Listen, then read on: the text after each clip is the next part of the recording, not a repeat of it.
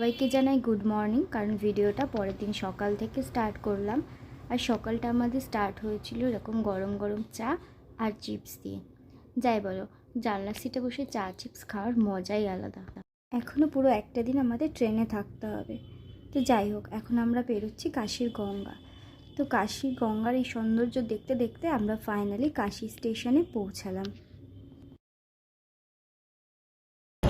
তুই একটা ভিডিও করো কাশী স্টেশনে নেমেছে যে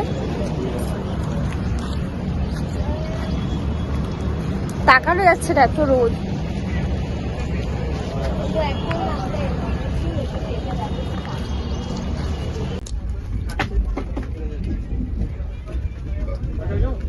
ওদেরকে দাও না না